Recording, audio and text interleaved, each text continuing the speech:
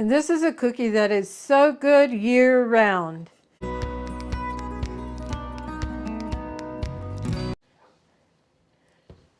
Howdy folks, I am Martha and I'll be doing some kitchen action. Dorothy will be editing the video, and we both welcome you to Hirschberg's Miracle Homestead. Our kitchen action, sometimes we're trying new recipes, and other times it's the tried and true recipes, those that have been a part of our family for as long as I can remember. As far back as my memory takes me, I can remember Mom making sour cream cookies. Some people call them a sugar cookie, but the official name is sour cream cookies. And they are so yum, and we're going to share them with you. We'll come in, go across the ingredients, and then we'll get started. The ingredients we'll need, I will start over here. This is all-purpose flour. It is sifted, ready to go. Granulated sugar, sour cream, crisco, eggs at room temperature, lemon extract, vinegar, baking soda, salt, and this we'll need to sprinkle on top of the cookies. It's a mixture of sugar and cinnamon, and this is an optional thing if you want to put these sprinkles on in addition to these, depending what time of the year you're in. We use our KitchenAid mixer, and we will be starting out with the Crisco.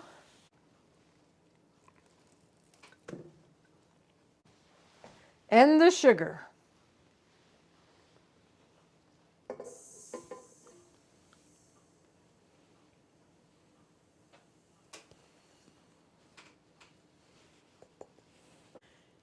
By the way, this is a double batch of cookies, and I'll tell you in a minute why it's a double batch. With the paddle attachment, slowly start this, and I'm going to mix it for 5 minutes so the Crisco and the sugar can get worked up like we like for it to be. Starting out slow so it doesn't splash out over, and then going up on a medium speed. And as I mentioned, 5 minutes. All right, this is looking like we want it to look. And next, going the eggs, and before I do that, I want to give a hearty welcome to all of our subscribers and to our new subscribers. We welcome you. We're glad you found our channel. We hope you're enjoying it. And thanks to all who have liked and commented on our videos and shared it on your social media. All that helps the channel to grow. And the commenting, we enjoy interacting with you. We do try to respond to all the comments. We don't always get it done the exact same day, but we do try to respond to all the comments. The eggs we will put in one at a time. And this, I have discovered, is not the grandest thing to dump liquid out of, but we'll give it a go. That's why I have my rag here. Oh boy. You know what I'm going to do? I'm going to solve that problem. I'm going to dump the eggs in the measuring cup so I can put them in one at a time without making a mess. Okay, we'll get the mixer going on the one egg. One egg is in there, so we'll get it going.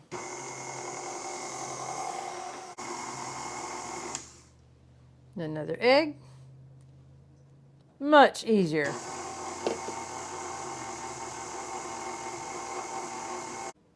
Egg number 3.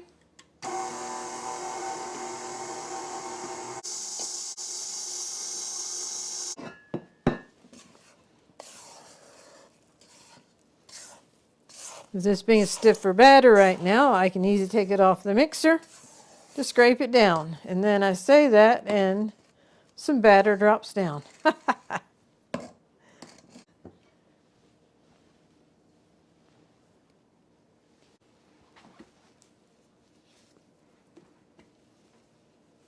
All right, that batter is cleaned up. Now just okay, this is the sour cream. I'm going to dump a little bit in because this is too full to do what I need to do. So I'll put a little bit in, and then there you go. Now I'm going to create just a little well in the sour cream. And the vinegar, it is so little vinegar that goes in that we really wondered if it does anything. But Mom always put a little bit of vinegar in her sour cream. And so we do it too. Figured if it's good enough for her, it's good enough for us. For some reason, there was a reason.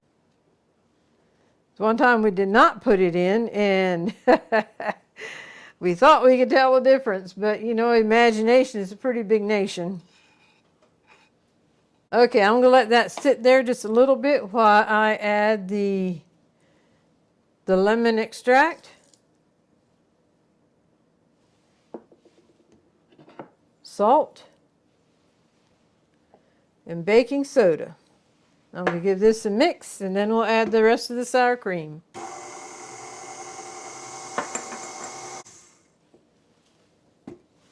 And now we will add the rest of the sour cream before we give it the scrape down.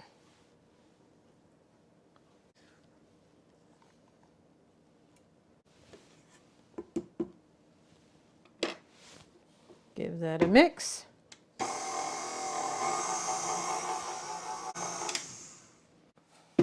And now it's time for a major scrape down. I'm going to take the paddle off this time. And now take it off so I can get to it better.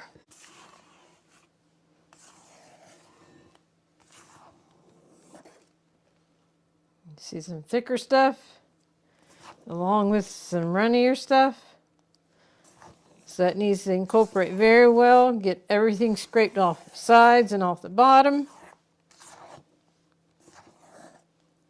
It's already starting to come together, but we're going to put it back on the mixer and let the paddle do the trick. It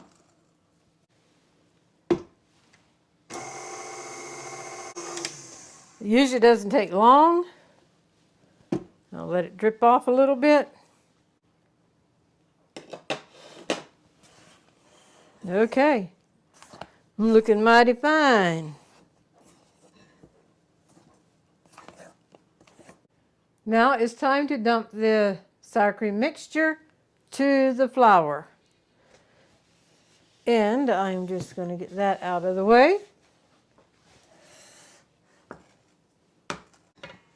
Okie dokie.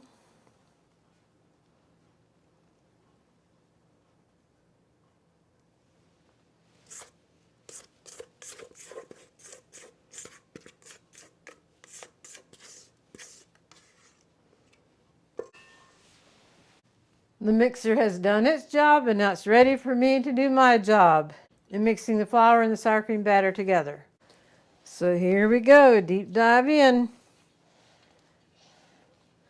Pulling the flour up from the bottom, just keep going round and around. Wearing gloves is an option, but I choose to wear gloves this time.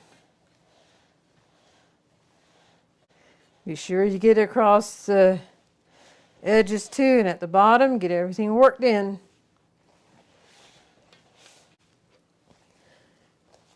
One thing you don't want to do is be doing cookies out on the cookie tray and then find pockets of flour at the bottom like that right there. That was on the bottom. There's more flour pulling up. So just be sure to keep mixing, going round and round until you don't pull up any more flour. I think that might have it.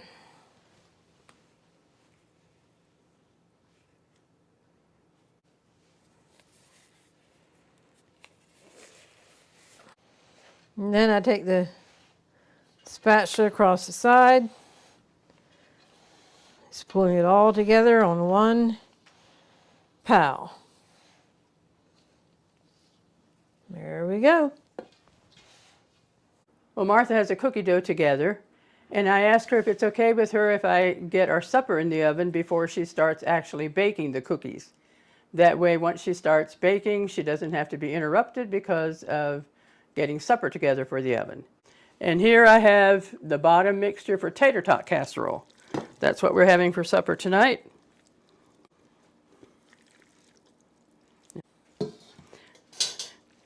This is the hamburger, green bean, cheese soup mixture that is the bottom layer. Well, there's actually only 2 layers. It's this mixture and then having tater tots on top. Just pour our tater tots on the top. Oh, some of these are kind of icy. Maybe I better pick them out by hand. Don't want to get a bunch of ice on top of this. And you could spend time just putting all the tater tots in a nice, neat row all across and so forth. Martha often does that. I just dump, and as long as they're on the top, that'll do. All right, this is ready for the oven. Now back to the cookies. We do have a video on the process of making a tater tot casserole, and we'll leave the link for it. Now back to the cookies. We have 3 size scoops here, large, medium, and small. If I'm baking, then I know it's a lot of children could be involved, I use the small one. The large one, I don't usually use for the cookies. The medium one is my go-to. So this is what we'll be using today. A scoopful, and just drop it on your cookie sheet. Now I'm not using the cookie sheet liners. These cookie sheets have been Mom's, and the one end does not have a lip to it. And I've had the cookie sheet liner boom, right off the cookie sheet pan. So I just do it without the liners. And that works great too. I greased it with Crisco.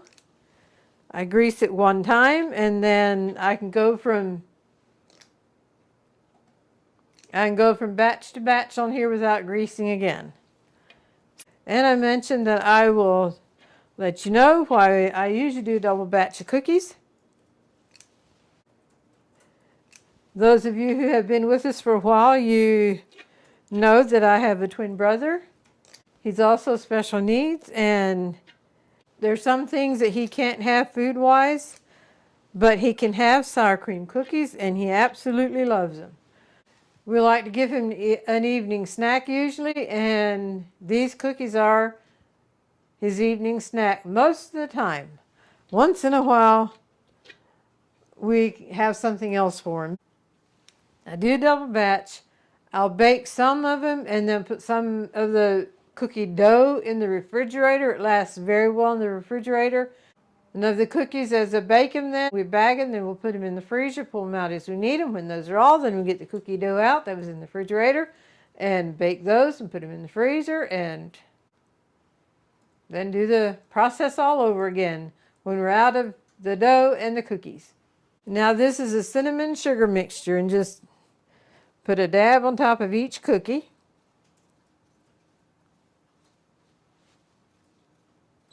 And normally this is all that I use, but then Christmas time, or depending on the occasion, these are red sprinkles. I was out of the green sprinkles, but Christmas time you can do some with sprinkles also, or any other occasion if you want sprinkles on the cookies. But I'm going to start out with just the cinnamon and sugar. All right, these are ready for the oven, preheated to 360. It'll bake for 11 to 12, 13 minutes. I mentioned that some people refer to these as a sugar cookie. What I didn't tell you is the one mama told me that she just calls them sugar cookies to her children because if they know it's sour cream cookies, they wouldn't want them. But sugar cookies, but it's a soft cookie. It's not a cutout cookie or anything like that. Buddy stepped out of the room for a few minutes, so I feel freer to talk now. I don't like to talk just a whole lot in his presence. But if you'd like to know more about Buddy, we'll leave a link for a couple of videos that will tell you more about Buddy. And also, he'd be my twin. When we reached our 60th birthday, I wanted to honor him in some way. There's very little I could do, so I had written a couple articles with pictures and posted them on Facebook, and did that our birthday month, the year we turned 60. And different people told me we need to turn that into a book. So the next couple of years we spent in writing this book, celebrating 60 plus years of being a twin to a special needs brother. And it has over 100 pictures in it. It It's more a story of our family's journey with Buddy, highlighting Buddy and I being twins. There's Buddy and I. The only time we ever posed like that for a picture was Olin Mills, 25 years old. Then over here he's mowing. And we do have a video on talking about this book, and we'll leave a link for it.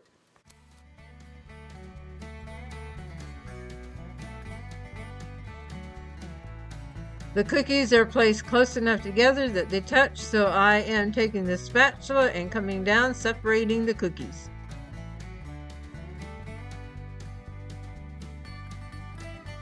I am scraping the crumbs off of the cookie sheet, and we do not have to grease it again. It is ready to load up with cookie dough. And these cookies I'm putting the cinnamon sugar sprinkles on, as well as the red sprinkles.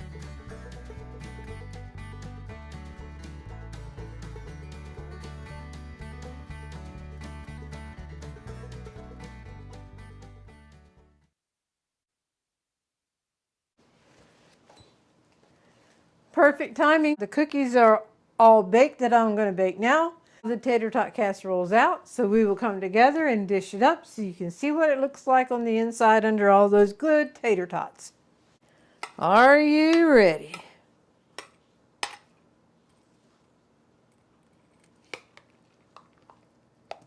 Oop. Tater tot wasn't supposed to fall out.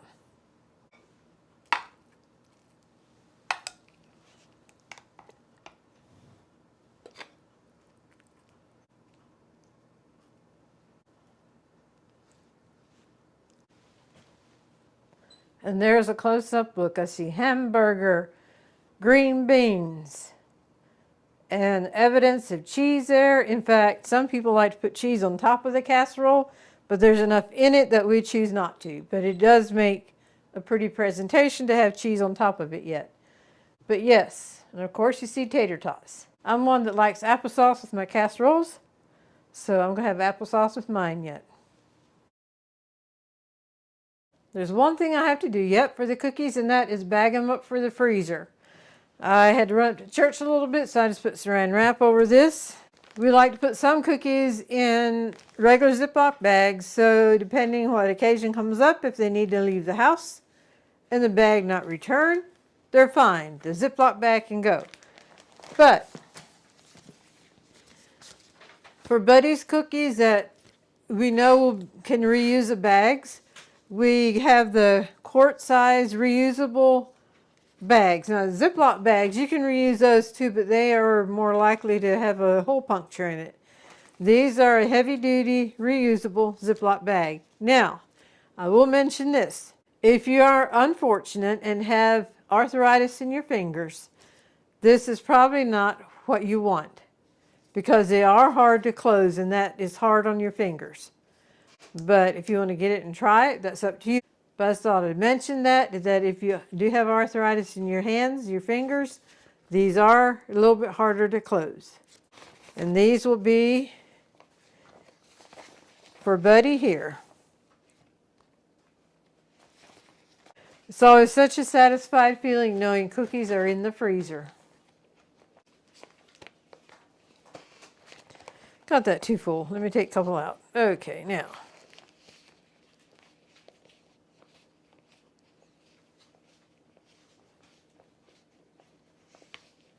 Closing them is definitely doable, but it is harder. That's why I mentioned about arthritis. Okay, we have one ready for the freezer.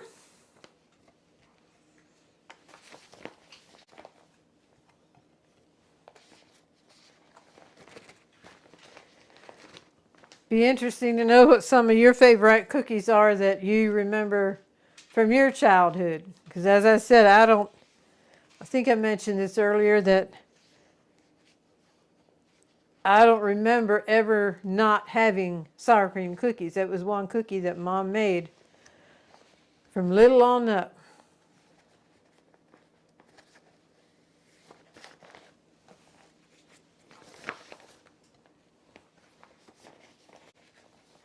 I have a sweet memory to go with cookies and Mom, her latter years. Well, let me back up. When we we're all at home, go to school and come home and have chores to do. Mom loved feeding her family. And if she had a chocolate cake there, warm chocolate cake coming out of the oven, or just come out of the oven, she would tell us we can have one piece. But she also said we can cut our own piece. Now, I don't remember this, but my older siblings do. But I had a brother that took advantage of that and cut himself a hefty piece. Mom didn't care. He had one piece. Of course, any of them could have cut whatever size they wanted. So, fast forward then, when Mom wasn't able to be in the kitchen hardly anymore, why, I'd bake cookies and I would make an extra big cookie. Well, not that big, but an extra big cookie. At least the size of two of these. And I'd ask Mom if she wants a cookie. Just one. Well, she knew that more than likely one extra big cookie was coming. We learned well from her. Okay, so we have 4 bags like this. And then in the regular Ziploc bag, and it's just about time for Buddy's evening snack, so I will put these 3 on here for his evening snack. And this is a cookie that is so good year-round. As you see on this side, we have it just with the cinnamon sugar sprinkles, and then over here we added the red sprinkles or green sprinkles or whatever color sprinkles you want to celebrate whatever time of the year you're in and you need a special cookie for. As I say, we love these year-round. And with the holidays around the corner, I know a lot of mamas out there are so busy, and this cookie freezes very, very well. And as I mentioned as I was baking them, of these will go in the freezer for Buddy, and then here I have, it feels awkward. And then here I have just the cookie dough. That would be going in the refrigerator. So when these are all, then these come out and he thinks he has fresh baked cookies, which he does. It was just mixed up at the same time as these. So thank you for joining me as we made the sour cream cookies. I hope it's been helpful for you. And you saw me put a double batch together. The recipe that's below will be for a single batch. So just keep that in mind if you go to making these. You'll find the recipe in the description box. We usually end up our videos with a short golden thought, and Dorothy's going to do that for us today. So here's Dorothy. The golden thought for today is, don't let yesterday take up too much of today. You know, why do we dwell on the past sometimes? We've all done things that we aren't proud of. What we need to do is learn from it, leave it behind us, and move forward. In Philippians 3:13, it tells us to forget the things that are behind and reach for the things that are ahead. Oh, that reminds me, I should use that for chirping a verse for the day, which I'll probably do in the next day or two. You know, nobody is perfect. We have all made mistakes, and we have all sinned. But we can claim that our sins are under the blood. And if Jesus has forgiven us, then why can't we forgive ourselves and move forward? You know, sometimes I think Satan uses this as a tool to get us to doubt our salvation or to get us to become discouraged. He'll bring these things up. Oh, look what you did back there. How can you be a witness for the Lord when you've done these things? But when we have confessed our sins and they're under the blood of Jesus, there's no reason to beat ourselves up anymore. So whether it's a mistake we made or something stupid we did, or whether it was actually a sin, we just need to lay it down, move ahead, experiencing the joy of the Lord. So remember, don't let yesterday take up too much of today. So with that, we thank you for joining us today. It's been special having you with us today, and we hope you have been encouraged and inspired in some way. And until next time, God bless.